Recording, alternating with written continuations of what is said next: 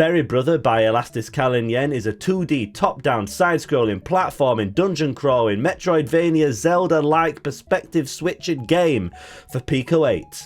Oh brother.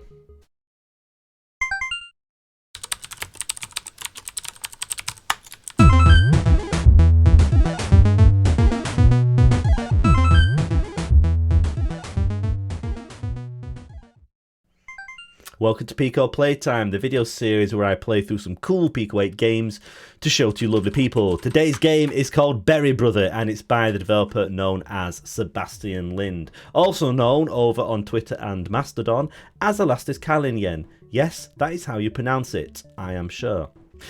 Berry Brother is a really cool Metroidvania game with a very interesting mechanic, which is what I wanted to show you it for.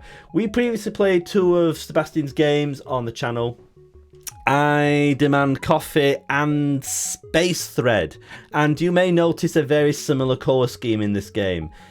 All his games have a very unique look. You can tell straight away whose games you are playing. Anyway, let's get on to playing the game. So, Berry Brother. Here is the title screen. Oh, I love a good title screen. Yes, we've got the little logo bobbing up and down there, looking rather nice. I do like that logo. And we've got our little character there snoozing away in his house. You may hear some music. That's Gruber's music. Yes, we've got another Pico 8 game using Gruber's fantastic music. I can't remember what this track is called. It's on one of his compilations of Pico 8 music that people can use. I've made a game that uses this music. The Toy Box Jam assets use this. Go and check out Toy Box Jam. Go and check out Gruber Music. Anyway, I keep saying anyway. I need to ban myself from saying that. Let's get the game started then. So, press circle or cross button to start playing. You need to have focus on the window. That helps. There we go. And look, there we go, we've woken up, and straight away you will notice we have got a rather cute little Pico 8 character here. Really nicely animated. Look at his little face. So cool. We're in our house. We can walk outside our house. And we have got mail. Hi, fart face. I have hidden all your clothes. You know why. Your tiny brother. Yes, our little brother, the scamp, has hidden all our clothes. What a little brother thing to do. Yeah, and fart face. I'm going to start more conversations with hi fart face. I love that. So yeah, we are tasked in this game with finding our clothes. Yes, the whimsy is dialed up to 10 in this game. This is a very whimsical Pico 8 game. Check out those rays. I love it. Okay, let's get on to it. We are in a platform game. We can run. We can jump. Look at the attention to detail already. I haven't even got off the first screen and I'm talking about the attention to detail. Look at the little bits of grass blowing in the wind. Look at the smoke puffing out of the chimney. Look at the little clouds of dust when I jump and land. Look at all the animation. Look at the delightful way the character bobs up and down. There is so much attention to detail in this game. So much polish. Look at those weird bits of scenery above us. Looks like some kind of weird organic girder thing. We are playing a Sebastian Lind game. This is what they are like. Quality. Anyway, let's get on with it. So, oh, look at those lampposts. Or are they trees? Or are they lanterns? I don't know. They look cool though. Okay, this is a modern platformer. We have got checkpoints. We have got infinite continues. Yeah, you're going to die in this game. I hope you don't mind. You may notice above our head there is a little piece of fruit. We can't get that yet because this is a Metroidvania. We need to unlock our powers, and this game has a really, besides having a really cool central power, which we'll get to, don't worry. As we unlock more powers in the game, the level, the map becomes more dangerous, but we also get to explore more areas of the map, which is a really cool way of doing things. Let's get to our first power. We've got some basic platforming. Here's our first item of clothing. It's our pink baseball cap. Yes, we are assembling our 80s Flavor Flav style wardrobe. We have got our perspective hat. We can press X to switch mode. In top-down mode, we can move the arrow keys. Oh, this is where things get interesting. So if I press the X key, is that? Yes, if I press the X key, we're in top-down perspective now. we're moving around on a grid. We can suddenly access things that we couldn't access before. What a cool way of doing things. Look, platformer, side-scrolling platformer, Zelda-like. This is cool. I love this. This is such a cool game mechanic. I wish I'd thought of this. Look, we can like gain access to new areas. Look, it's so intuitive. It's so easy to use, and it's so clever. I am very jealous of this. Yeah, this is good, isn't it? This is quality. We can talk to little characters that we meet in the world. This guy, what's he saying? I forgot to water my plants yesterday. At least I can make it up to them today. And again, look at the little kind of thought bubble cloudy thing around the text there. What a nice way of, you know, just showing the text rather than just having it just on top of the game. So it's these nice little touches all the way through the game that makes it just such a quality piece of Pico 8 gaming stuff. Let's move on.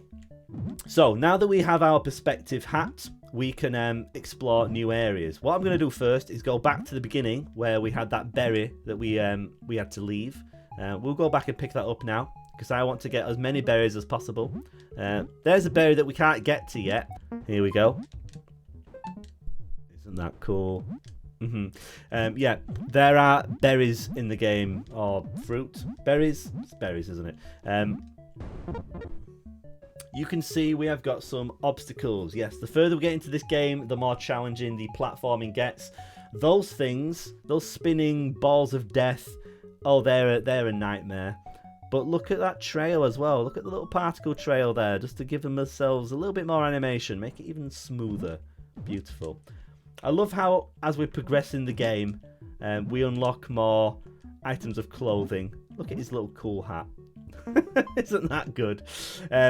Yeah, here's another way that we can learn how to do the perspective thing.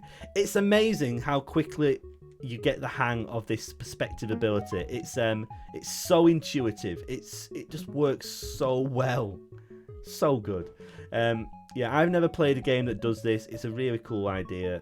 Hats off to Sebastian Lind for coming up with this. I wish I'd come up with this. I am not scared of heights. You have a lot on your plate, but never forget your brother. Yes, don't forget we are trying to get to our little brother. As much fun as it is exploring this world, we are trying to get to our brother. We've got a new item of clothing, and we've just saved. It's the double jump shades. Yes, shades of double jumping. This is a platformer. We've got double jumping. Now, I often complain about double jump because double jump is often a bit of a lazy addition to some platform games. But when we've got a game as creative as this, I think that's fine. And it's just a nice little ability to have. It's good. It's fine. This hole was not here yesterday. Is your brother pranking us again? Let's get all the berry. We oh no, we just need to time it. No. The double jumping is a little bit funny when we're going between screens, I've noticed. It's not a major issue, but maybe it's just me, I don't know. Here we go. We've got a new addition to the world. The little fireball shooting things. The more abilities we unlock, the more dangerous the world becomes. Pico 8, I often say this, so worth pointing out, Pico 8 has a very limited map space. You've only got a certain amount of room in a standard Pico 8 cart to get all of your map in. You've got a fixed area basically, and you can't have sprawling levels without doing some kind of magical coding trickery. This means that lots of Pico 8 games work, or platformers anyway, work very well with the Metroidvania kind of formula where you're exploring the same area and getting to new areas. The trouble is, having such a small area and exploring it, even with new abilities, it can become a little bit stale. The world can kind of feel a little bit static.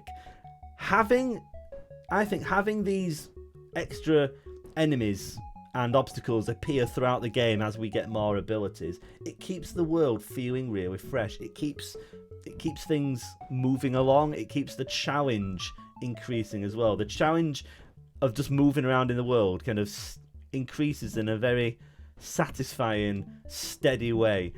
By the time we get to the end of the game, There's so many fireballs and things that we have to keep track of. Yeah, it makes a nice difficulty curve, I think. It works really well. These optional berries... Am I just... I can't believe how many times I've done this wrong. Oh! I'm determined to get them all. There we go, that was risky. Oh, there we go. You do feel like a platforming god when you can manage to pull off some of the moves without just wiping out all the time. Bit of a curious thing here. A couple of the checkpoints are in kind of danger zones like that. Not often you see that.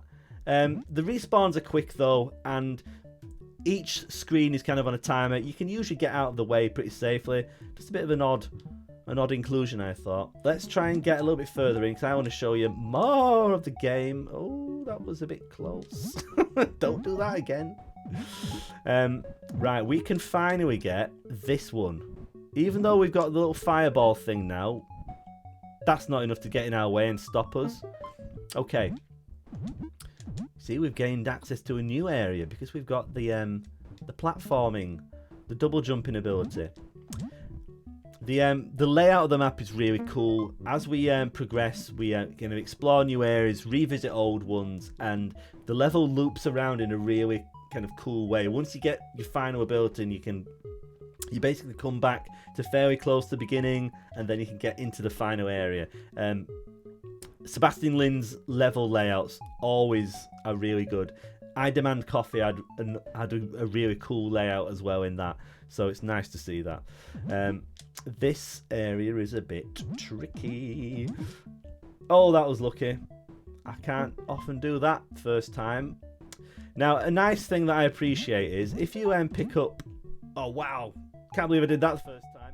If you pick up the berries and then die, you'd have to pick up the berries again. I really appreciate that. There's nothing worse than having to pick up the same power-up a few times. Let's see if I can do that a second time. Maybe not. You see, the thing is, like, there's like a timing issue where, you see, if you just do it at the beginning, before the cycle has kind of gone round, it's fine. The longer you wait, the more it goes wrong. Right, I've got an idea. No, that didn't work. An interesting thing about this is there are several ways to solve most of these problems. Like, I am doing this section, or I'm trying to do this section, using the side-scrolling movement. Maybe not this one, but definitely the previous screen, I did that using the top-down movement. So, yeah, there's more than one way to solve the problems in this game. Here is where you need very quick movement, though. If you want to get through this using the top-down movement, you have to be very quick like that, and I can't be that quick on a controller. So having a keyboard to hand does help. I do kind of wish that the movement there was a little bit more forgiving. Maybe just if the key, maybe if just the keystroke delay was faster, the interval was faster. Because if you just hold down move, you don't really move all that fast. Here's our next ability. It's the medallion. No, it's not. It's the whip. Hello, Castlevania. Yes. Now, when we are in our top-down mode, we've got a whip attack, which lets us dig as well. This is kind of our last, kind of second to last major ability. But this, as you can see, will let us gain access to many, many new areas. And I've done this area wrong. Let's do it right. This is how we do it.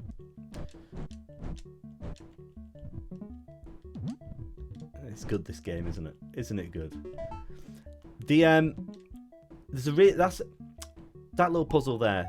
It shows you that the fireballs can be used to open switches, and it also shows that you can use fireballs for various other things. Yeah, really nice way of introducing the puzzle mechanics.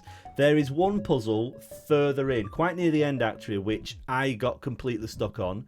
Fortunately, someone else got stuck on it, and they'd asked Sebastian, how do you do that last bit? And he did explain. Yeah, that would have taken me a long time to work out.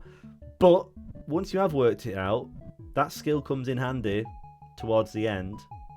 It works, don't worry. Remember how we could use the whip to redirect fireballs? We use that skill again, look. How cool. Oh, this puzzle was quite tricky.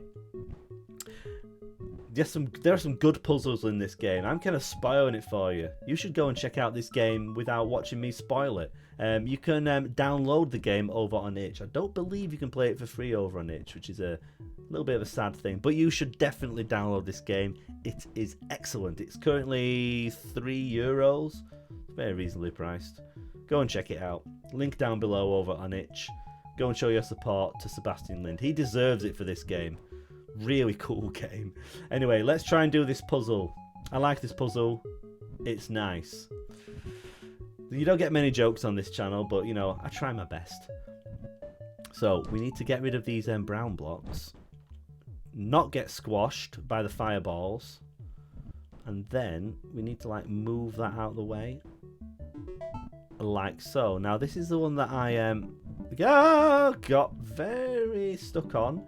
But it's really not that difficult once you remember how you solved one of the puzzles early on. You just do that. Now we can get through. Oh, here we are, back near the beginning. And look, it's our brother, our little wayward brother, who stole all our clothes. Surrounded by some presents by the looks of things. We'll catch up to him later. Let's go back because I think I have missed, yes, I've missed a berry. It's up there. But we know how to get it now, don't we? We need to go up here, use our whip, and fire the fireball down here to hit that switch down by the lava. Puzzle solving. Isn't it good? 9 berries. I think this was the one that I forgot last time. So this is good. We are making progress. Am I going to get to the end? Am I going to be able to show you all the game? I hope so. This little area here, it's very easy to miss this. And look, there's the final berry. We've got them all. I finally got 10 berries. It only took me 4 attempts. This is cool. We've got the end boss up here. We can see the end boss before we fight him. That's nice. A little bit foreboding. Look how he watches us with his single eye there. Very creepy looking. We'll be seeing more of him very shortly. Remember how I said that each time we pick up a new ability, something else gets unlocked? Well, watch. Watch. See how it happens. So we climb ourselves up here. We get our final ability, which is the bullet. This lets us fire a magical coin. I'll call it a fireball because it kind of looks like a fireball. And look, we've got an enemy now to fight. We've got actual enemies in the game. Some light combat in this game, nothing crazy. But do you see how it keeps things fresh? Yes, if you leave if you leave the screen, all the enemies will respawn. So don't do that unless you want to fight them again. Ah, now this is it. This is the one which everyone gets stuck on. We have got a new enemy, this red enemy. Now the yellow enemy we can just deal with the magic coin. But this guy, if we fire the magic coin at him, doesn't do anything, doesn't hurt him. Now, this is what I got stuck on. You can bounce on this guy like so. Okay? What you can do, once you've bounced on him, you just fire the fireball at him then. But first, we've got our little puzzle there. I helped your brother, but I don't look forward to cleaning up all these traps. Interesting thing that I only discovered on like my kind of, well, before I started to record this one actually. The game has a save state ability. Yeah, if you got a certain way through the game and come back to it, it will save your progress for you. You respawn at the last checkpoint. I didn't realise that until I played tried to restart it. That's a nice touch. That helps things along. You don't have to do it all in one sitting. Birthdays are important when you are young. I miss those days. Why is our brother surrounded by presents? Is it his birthday, perhaps? Anyway, let's get out of this area. We've been here long enough. So yeah, what we need to do, we need to bounce on him, and then we need to fireball him. Sorry, magic coin him. That's it. That's the only bit I got stuck on. Someone else got stuck on that as well. This bit I always get stuck on though. Yeah, you probably could figure that out given enough time. I didn't manage it. I had to check what the developer said you're supposed to do there, but yeah, your mileage may vary. And I did it right, finally. Good. Oh, how do I get out of here now? Can't remember how I did it.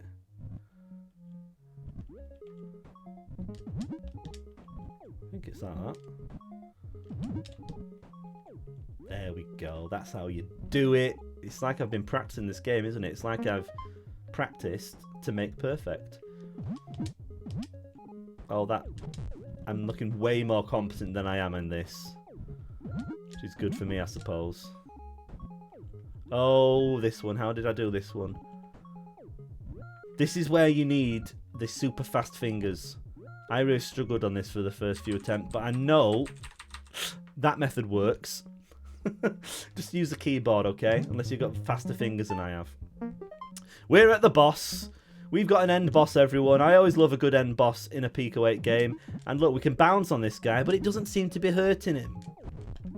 It's like those guys that we've already fought. We need to fireball him a few times and then bounce him. It's like the game's teaching us how to defeat the end boss before we get to him. That's good game design, everyone. The end boss is a test of your skills. It's a test of how much you've been paying attention, not a test of your patience. I really like this end boss. It's pretty simple. It's not too difficult. Once you know the trick, it's not too bad. But it's nice. It's nice to see a little end boss put in a little game like this. That was a nice one. Mainly because I could defeat it easily. It's not such a difficult end boss. Right, here's our brother. We've got all our Flavor Flav get up on. Let's go and see what he says. You found me.